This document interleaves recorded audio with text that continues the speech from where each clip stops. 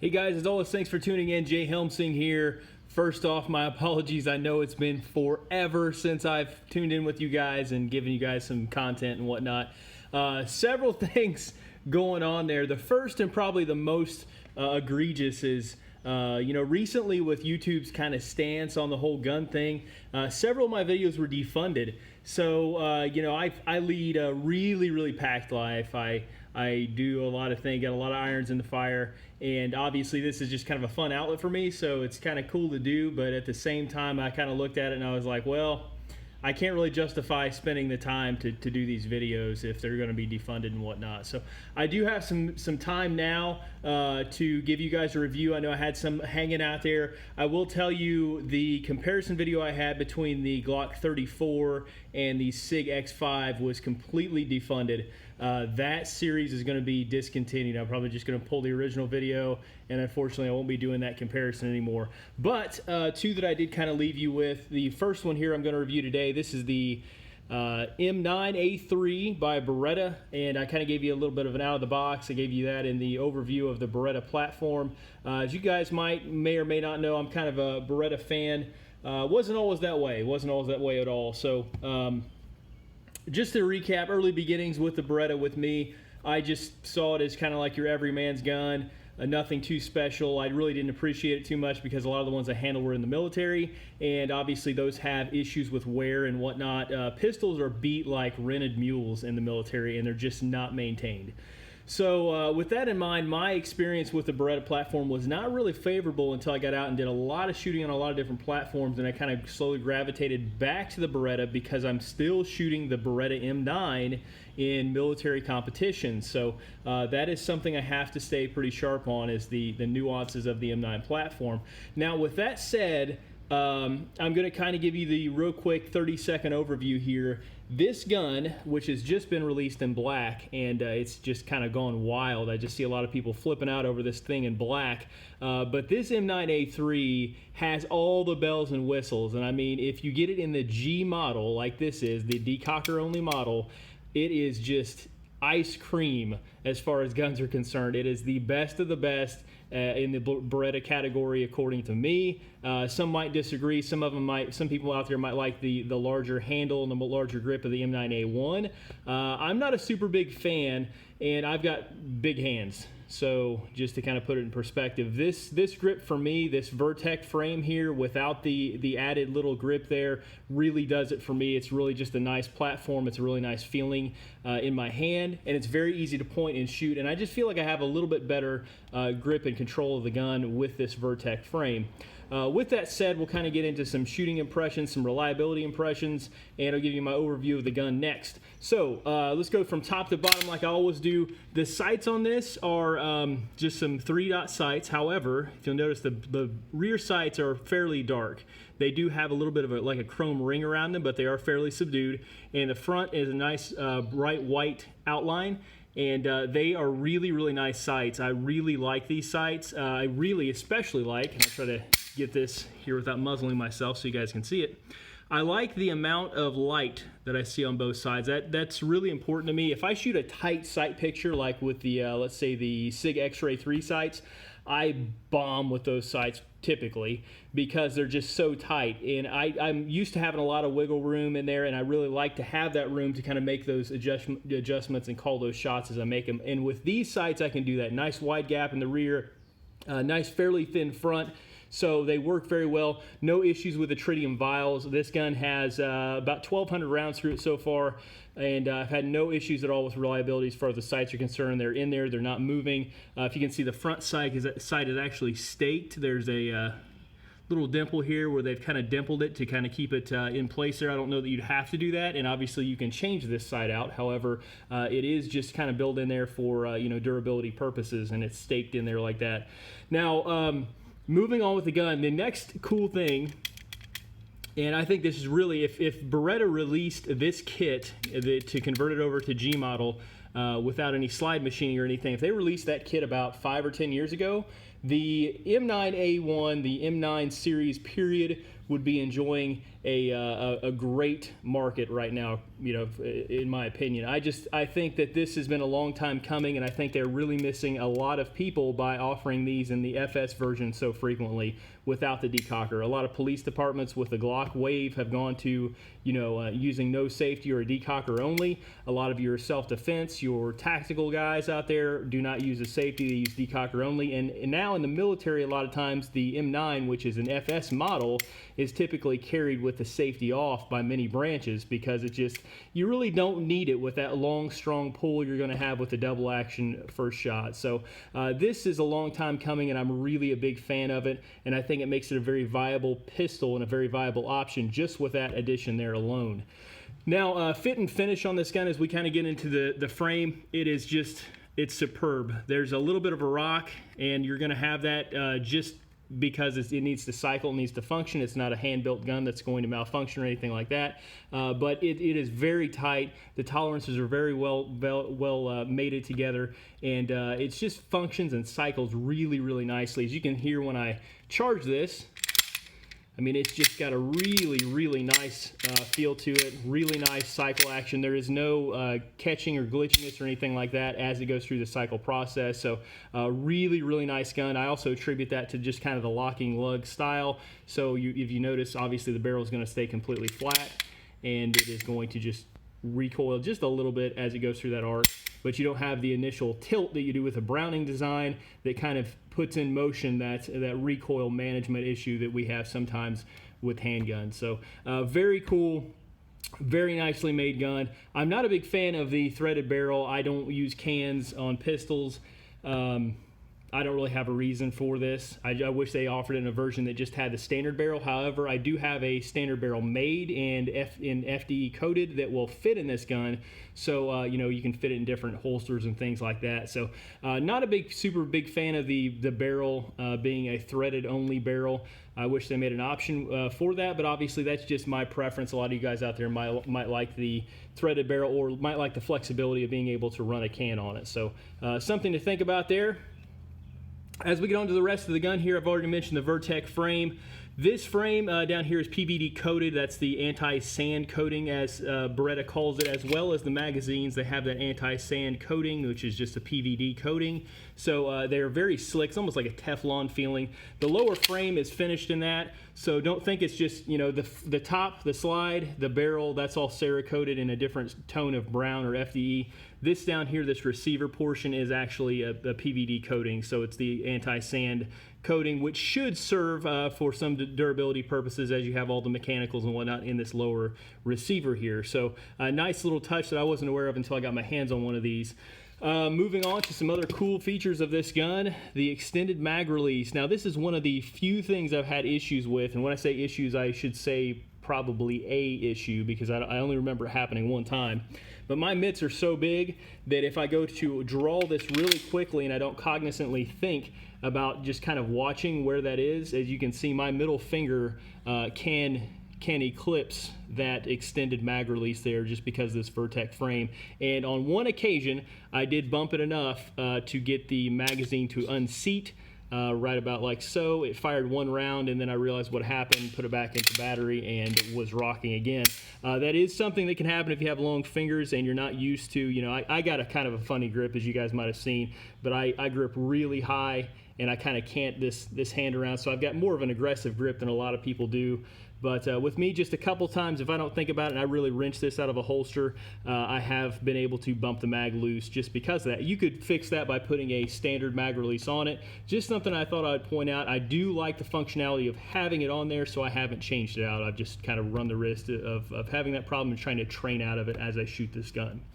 The grips themselves are your standard hard plastic Beretta grips. They match really well with the gun. I don't have an issue with anything sliding or slipping, although this pebble texture here is not the most grippy in the world, I will say that. However, you know, it's been adequate enough that I've just left these on here, and really I haven't changed anything at all with this gun, and that is a very big anomaly. I usually change one thing or two things here or there, the sights or something like that. With this gun, I've not done anything to it, with the exception of using a different barrel in it sometimes to fit in different holsters. But other than that, it's been a really, really awesome find, really awesome gun out of the box. So we'll move on next to another long needed change in the Beretta line, which the M9A1 had this. However, the M9A1 does not have the replaceable front sight that this one does. So you get the best of both worlds here. The beveled magwell, and as you can see, I've beat it pretty hard doing some pretty quick mag changes in there, and it works well. It's much easier to use, obviously, than the non-flared versions that you're going to find on the M9 or the 92FS. Very, very nice addition, and you know, again, a long time coming. I think if these draw head features were presented 5 or 10 years ago, the Beretta would kind of be in a different light than it is now. And it does have a following, and the following I feel like is getting stronger with these guns because of these you know, common sense upgrades that they're adding to this gun. So I just kind of hope Beretta stays behind this platform and continues to develop it the way it needs to be developed. The magazine itself, these are 17 round models. They have the FDE base plate on there, so they match nicely. They do offer, not Beretta, but Metgar does offer an 18 round version of this magazine, which actually has a slightly shorter base pad than this.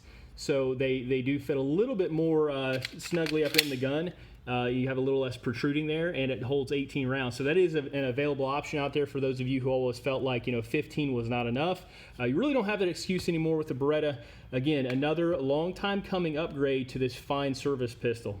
Now we'll get in next to shooting impressions, and I'm going to tell you right out of the bat, if someone came to me tomorrow and said you have to compete in a match and you have to use a single action, double action gun to do it, this would be my choice to take on that challenge. It has been a phenomenal shooter. It's one of those guns that is just, you can't help but smile when you shoot it, and for a couple of reasons. First off, recoil is almost non-existent with this gun. I mean, I have a nice solid grip with this Vertec frame.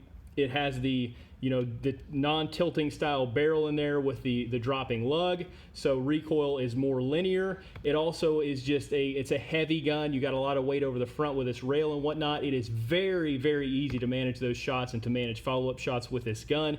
I would not put it in the same categories like a Shadow 2 or some of those super heavy guns, because this is an aluminum frame gun. It's not that heavy, but it is definitely a service pistol, and it's definitely easy to make those shots and make follow-up shots with very little felt recoil. So it's a very, very fun gun to shoot. And also, wherever I put these sights, it's just going to tear the cardboard in that location. I mean, I can just shoot at will and just tear rings out of whatever I'm shooting at. So the accuracy has been superb.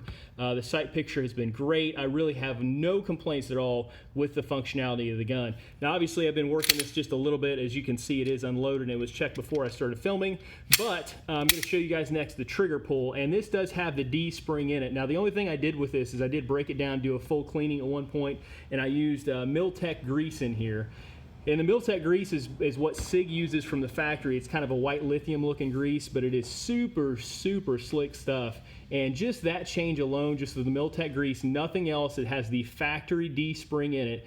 It has an amazing trigger pull, and it's just from wear, just from me shooting you know, over 1,000 rounds in it.